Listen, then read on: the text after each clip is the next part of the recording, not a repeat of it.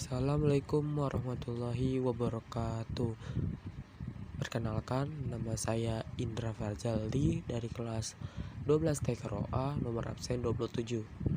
Saya akan membawakan materi dengan judul konsistensi beribadah sebagai perwujudan syukur kepada Allah SWT. Al-Quran Surah Luqman ayat 13-14. Mari kita baca Al-Quran Surah Luqman ayat 13-14 beserta artinya. A'udzu billahi minasyaitonir rajim. Bismillahirrahmanirrahim. Wa iz qala Luqmanu libnihi wa huwa ya'izzuhu ya bunayya la tusyrik billah innasyirka lazuhumul munazim wa wassaynal insana biwalidayhi hamalathu ummuhu wahnan ala wahni wa fisakhaluhu fi amani anishkur li wa liwalidaik ilayyal masyir. Shadaqallahul azim.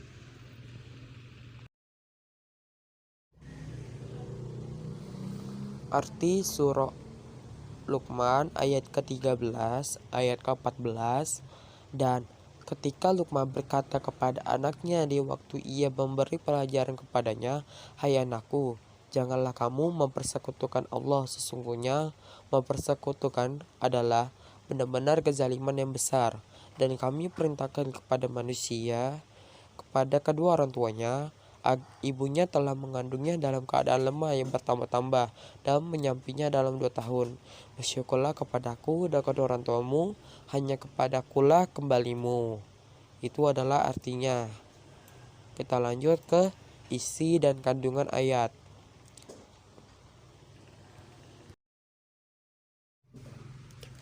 Isi dan kandungan ayat pada surah Luqman ayat ke-13 dan ke-14. Yang pertama, pelajaran pertama yang harus disampaikan kepada masyarakat adalah tauhid, yaitu mengesahkan Allah SWT dalam beribadah dan tidak menyekutukannya dengan sesuatu apapun. Yang kedua adalah syirik. Perilaku menyekutukan Allah adalah bentuk kezaliman yang besar, oleh karena itu harus dihindari. Dan yang ketiga adalah Allah SWT mengingatkan kembali tentang beratnya penderitaan seorang ibu pada saat mengandung, melahirkan, kemudian menyampi setelah usia 2 tahun, supaya kita selalu bersyukur kepada Allah SWT atas karunia yang sangat besar, yaitu dilahirkan kita ke dunia ini melalui perantara kedua orang tua, kemudian berterima kasih kepada kedua orang tua, terutama ibu, atas segala penderitaan yang dialaminya. Itu adalah isi kandungannya bertiga. Yang keempat dan kelima, bentuk rasa syukur kita kepada Allah SWT adalah dengan melakukan ibadah dengan penuh keikhlasan tanpa dicampuri oleh segala bentuk syirik. Dan yang kelima adalah bentuk terima kasih kita kepada kedua orang tua adalah dengan berbuat baik kepada keduanya dan menaati perintahnya dalam segala hal, kecuali ia bertentangan dengan aturan Allah Subhanahu wa taala ya. Kita lanjut ke sikap yang mencerminkan pengalaman ayat. Yang pertama, meneladani ketulusan Luqman dalam mendidik generasi penerus. Yang kedua, beribadah kepada Allah Subhanahu wa taala dengan penuh keikhlasan tanpa menyekutukannya dengan sesuatu apapun.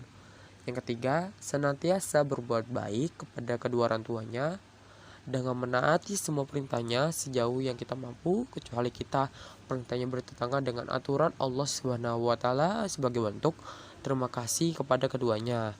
Dan yang terakhir adalah berterima kasih kepada kedua orang yang telah berbuat baik kepada kita sebagai bentuk syukur kita kepada Allah Subhanahu wa taala, karena orang yang tidak berterima kasih kepada sesama manusia dianggap tidak bersyukur kepada Allah.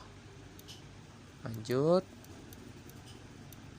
Yang terakhir adalah manfaat beribadah dan bersyukur kepada Allah Subhanahu wa taala. Yang pertama, memperoleh limpahan berkah dari rezeki yang diperoleh. Berkahnya rezeki hanya didapat dari orang-orang yang benar-benar menaati aturan agama. Dan yang kedua, kebaikan itu mengalir dan terus berkembang. Dan ketiga, mendapatkan ketenteraman batin dan kedamaian hari dalam menjalankan segala kegiatan yang dilakukan disebabkan sikap taat dan takarubnya, ridho dan relanya dalam menyikapi pemberian dan anugerah Allah SWT serta kebaikan yang dilakukan kepada pihak lain. Mudah-mudahan kita bisa dapatkan manfaat juga dengan beribadah dan bersyukur. Ambil ilmunya dan kita terapkan ke kehidupan kita. Jangan lupa berterima kasih kepada kedua orang tua yang telah melahirkan kita dan juga yang telah membesarkan kita sampai sedewasa ini. Itu saja yang bisa saya sampaikan. Cukup sekian dan terima kasih. Mohon maaf apabila ada kesalahan baik kata ataupun pengucapan saya yang salah, mohon dimaafkan. Assalamualaikum warahmatullahi wabarakatuh.